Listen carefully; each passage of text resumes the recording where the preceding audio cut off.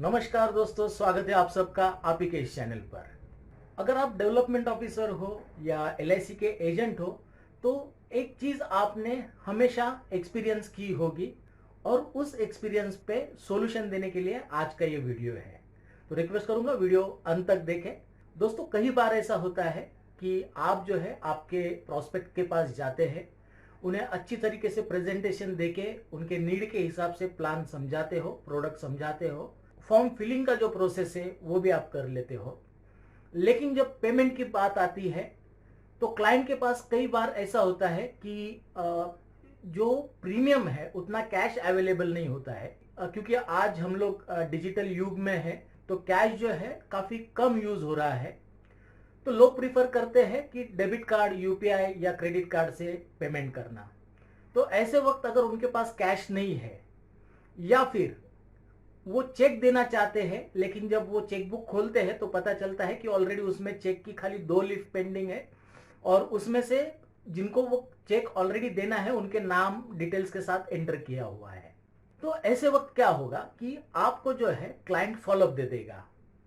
वो आपसे कहेंगे कि आप एक काम कीजिए, कल आप आ जाइए, मैं कैश जो है एटीएम से विड्रॉल करके आपको दे दूंगा, या फिर आप रुक जाइए, मैं बैंक को जो है चेकबुक रिक्वेस्ट करता हूं, जैसे ही चेकबुक आएगा हम लोग जो है ये प्रपोजल कंप्लीट करेंगे या ये पॉलिसी जो है मैं आपसे खरीद लूंगा। तो इस वजह से क्या होता है कि हमारा एक ही क्लाइंट के पास जो है 2 से 3 चक्कर होता है, जो कि अनप्रोडक्टिव है, क्योंकि उसके पीछे हमारी कॉस्ट भी लगने वाली है और टाइम भी लगने वाला है। दूसरी चीज, अगर चेकबुक आने में काफी टाइम लग जाएगा तो पॉसिबिलिटी है कि ये कस्टमर जो है वो पॉलिसी पोस्टपोन भी कर सकता है। अब मेरे मेरा जो एक्सपीरियंस रहा है, मैंने क्लाइंट का फॉर्म फिलअप कर लिया है और डॉक्यूमेंट्स के लिए वेट कर रहा हूँ। तो फॉलोअप के लिए जब मैंने क्लाइंट के कॉन्टैक्ट नंबर पे फ़ोन किया तो फ़ोन उनके बेटी ने उठाया था और बेटी ने मुझे जवाब दिया कि उनके पापा जो है वो परसों ही रोड एक्सीडेंट में एक्सपायर हो चुके थे। तो मुझे बहुत बुरा लगा था कि वो पॉलिसी मैंने टाइम पे कंप्लीट नहीं की थी, क्योंकि अगर वो पॉलिसी मैं कंप्लीट कर सकता तो शायद से आज कुछ क्लेम अमाउंट जो है वो मैं उनके घर पे दे सकता था। आपने ये शायद से एक्सपीरियंस किया होगा कि ये जो स्टोरी मैंने अभी बताई, ये आपने भी ये एक्सपीरियंस की होगी। अगर आप क्लाइंट हैं और ये वीडियो देख रहे हैं तो बिल्कुल भी इस बात के लिए बुरा मत मानना, क्योंकि हम लोग जो है ये इंश्योरेंस प्रोडक्ट सेल करते हैं और इंश्योरेंस जो है ये इमीडिएट खरीदने वाला प्रोडक्ट है। इसको हमें पोस्टपोन नहीं करना चाहिए, जितना जल्दी हम लोग फॉर्मेलिटीज कंप्लीट कर सकते हैं वो कर लेनी चाहिए। तो दोस्तों, अगर ऐसा इंसिडेंस आपके साथ होता है कि आप क्लाइंट के पास हो, क्लाइंट रेडी है, फॉर्म फिल हुआ है, लेकिन कैश जो है वो शॉर्टेज है या फिर चेकबुक की अवेलेबिलिटी नहीं है, तो इसके लिए क्या सॉल्यूशन है ये मैंने दिखाया है इस वीडियो में। तो चलिए शुरू करते हैं। तो इसमें सबसे पहले हमें माइक्रोसॉफ्ट एज द्वारा एलआईसी ऑफ इंडिया की वेबसाइट पर जाना है। वेबसाइट खुलने पर अदर ऑनलाइन सर्विसेज, उसके सब मेनू में आनंदा की फर्स्ट स्क्रीन ओपन होने पर यहाँ पे अगर आपके पास पासवर्ड है तो पासवर्ड से लॉगिन करना है या फिर ओटीपी से लॉगिन करना है। यहाँ पे आपको एजेंसी कोड डालना है और गेट ओटीपी पर क्लिक करना है। जैसे ही ओटीपी आ जाएगा हम लोग यहाँ पे ओटीपी एंटर करेंगे और लॉगिन करेंगे। आनंदा एप्लीकेशन के साथ व्हाट्सएप जो है लिंक करने के लिए यहाँ पे पूछ रहा है, तो फिलहाल के लिए हम लोग ये लेटर करके प्रोसीड कर देते हैं। तो ये हमारा जो डैशबोर्ड है ये यहाँ पे ओपन हो जाएगा। ओपन होने पर हमें क्या करना है, जो सब मेनू है एडमिन जॉब्स, यहाँ पे हमें जाना है। एडमिन जॉब्स में ओपन बीओसी यहाँ पे क्लिक करेंगे और क्रिएट ओपन बीओसी पे हमें क्लिक करना है। यहाँ पर एक नेक्स्ट विंडो ओपन हो जाएगी जिसपे आपका एजेंसी कोड जो है वो दिख जाएगा और नीचे क्रिएट बीओसी का ऑप्शन आपको क्लिक करना है। यहाँ पे 2 ऑप्शन आपको मिलेंगे, ओपन बीओसी ऑनलाइन और additional payment for online cases. अब additional payment for online cases मतलब अगर हमने ऑलरेडी पे किया हुआ था लेकिन जो अमाउंट है वो शॉर्ट है तो इसका एडिशनल पेमेंट हम लोग कर सकते हैं। फिलहाल के लिए हम लोग ओपन बीओसी ऑनलाइन ये जो ऑप्शन है इसको क्लिक करेंगे और प्रोसीड कर देंगे।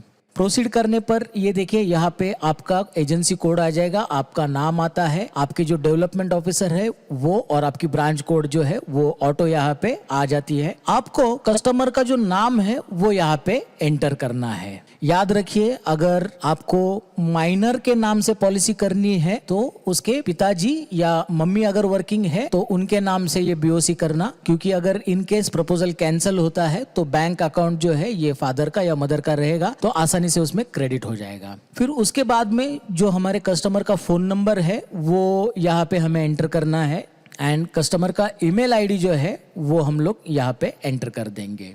ईमेल आईडी जो है ये प्रॉपर होनी चाहिए क्योंकि इस पर ही हम लोग पेमेंट की लिंक जो है वो भेजते हैं। फिर उसके बाद में कौन सा प्लान हमने क्लाइंट को सजेस्ट किया है वो यहाँ पे एंटर कर दीजिए और कितने अमाउंट की बीओसी है, मतलब प्रपोजल जो है वो कितने अमाउंट का रहने वाला है वो यहाँ पे एंटर करके प्रोसीड कर दीजिए। अगर आपको लगता है कि कुछ गलत हुआ है, नाम में स्पेलिंग मिस्टेक हुई है या नंबर गलत है या प्लान गलत आपने चूज किया है या फिर अमाउंट आपने चूज की है, तो एडिट बीओसी में जाना है एंड डिटेल जो है ये री एंटर आपको करने हैं और प्रोसीड कर देना है।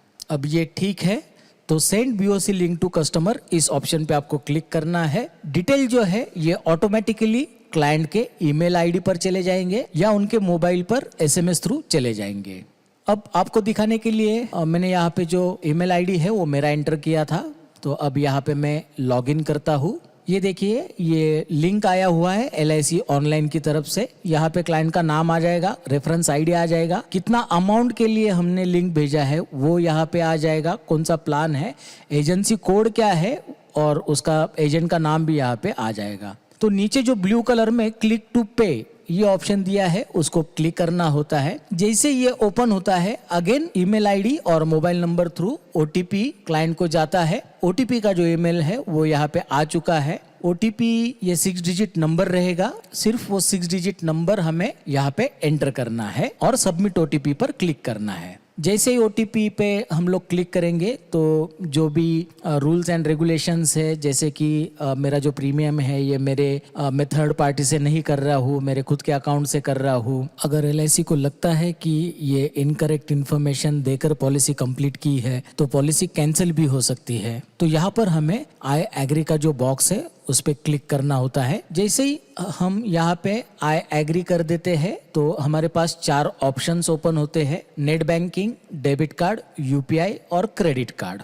ये बिल्कुल सेफ पेमेंट गेटवे है। नेट बैंकिंग में अगर हम लोग देखेंगे तो कुछ सिलेक्टेड बैंक्स है, यहाँ पे ऑलरेडी वो हाईलाइट होती है। अगर इस लिस्ट में आपका बैंक नहीं है तो ये यहाँ पे क्लिक करने पर ये सारी जो लिस्ट है बैंक की इसमें आपकी बैंक होगी, तो उसे सिलेक्ट करके पे ऑप्शन जो है वो दबाना है। जिसके बाद जिस बैंक को आपने क्लिक किया है उसका वेबसाइट खुल जाएगा जहां से आप नेट बैंकिंग के डिटेल्स डालकर पेमेंट के लिए प्रोसीड कर सकते हो। डेबिट कार्ड से जब हमें पेमेंट करना है तो डेबिट कार्ड नंबर, एक्सपायरी और कार्ड का जो पीछे जो CVV नंबर होता है 3 डिजिट का वो हमें एंटर करना है और पे करना है। हम पेमेंट UPI से भी कर सकते हैं। इस वीडियो में जब मैंने स्टोरी आपको बताई कि क्लाइंट के पास जो है वो चेकबुक अवेलेबल नहीं है या जो भी प्रीमियम अमाउंट है उतनी कैश उसके पास अवेलेबल नहीं है, तो शायद से आपके दिमाग में एक ख्याल आया होगा कि यहाँ पे मैं UPI से मतलब गूगल पे या पेटीएम से मेरे अकाउंट में क्लाइंट को ट्रांसफर करने बोल सकता हूँ और दूसरे दिन में वो ब्रांच में जाके BOC कर सकता हूँ। तो यहाँ पे मैं आपको बताना चाहूंगा कि नॉर्मली अगर आपका रजिस्टर्ड कोई फर्म है और उसका करंट अकाउंट है और उसके थ्रू अगर आप कस्टमर से पेमेंट लेते हो तो वो ठीक है, लेकिन सेविंग अकाउंट में अगर आप ये पेमेंट ले रहे हो और कई बार अगर पेमेंट की अमाउंट जो है वो ज्यादा है या फिर मल्टीपल ट्रांजैक्शन आपके सेविंग अकाउंट में अगर हो रहे हैं तो आगे चल के आपको एंटी मनी लॉन्ड्रिंग के गाइडलाइंस के तहत दिक्कत जो है वो आ सकती है, क्योंकि सेविंग अकाउंट में ज्यादा ट्रांजैक्शन जो है वो अलाउड नहीं होते हैं। तो इसलिए मैंने आगे जो है ये UPI थ्रू आप आपके अकाउंट में कैश ले लो ये ऑप्शन नहीं बताया था। तो बेस्ट ये रहेगा कि आप आपके कस्टमर के UPI ID से पेमेंट जो है वो पे कर दो। क्रेडिट कार्ड से जो पेमेंट है वो भी यहाँ से हो सकता है। काफी सारे कस्टमर ऐसे हैं जो क्रेडिट कार्ड से प्रिफर करते हैं क्योंकि उनको इसमें रिवॉर्ड पॉइंट्स भी मिलते हैं और 50 डेज का इंटरेस्ट फ्री पीरियड वो भी मिलता है। तो आपको बस यहाँ पे कस्टमर के क्रेडिट कार्ड का नंबर डालना है, एक्सपायरी डेट डालनी है, उनका सीवीवी नंबर डालना है और पे करना है। जैसे ही पेमेंट कंप्लीट हो जाएगा, कस्टमर के ईमेल पर बीओसी के डिटेल्स आ जाएंगे, जिसे यूज करके हम लोग पॉलिसी जो है वो कंप्लीट कर सकते हैं। यहाँ से हम लोग ये भी चेक कर सकते हैं कि किसी क्लाइंट का पेमेंट हुआ है या नहीं हुआ है। पेंडिंग बीओसीज के लिस्ट में हमें ये नाम देखने को मिलेंगे और यहाँ से हम लोग अगेन सेंड लिंक करके सेम प्रोसेस जो है ये कर सकते हैं और क्लाइंट का पेमेंट लेकर बीओसी जनरेट कर सकते हैं। आशा करता हूँ कि ये जो सिंपल प्रोसेस है ये आपको समझ में आ चुकी होगी। एक या दो बार प्रोसेस करने पर ये काफी आसान आप महसूस कर सकोगे। ये प्रोसेस करने पर क्लाइंट के पास हमें एक से ज्यादा चक्कर मारने की जरूरत नहीं होगी, जिसकी वजह से हम लोग ट्रैवलिंग कॉस्ट और टाइम जो है वो सेव कर पाएंगे।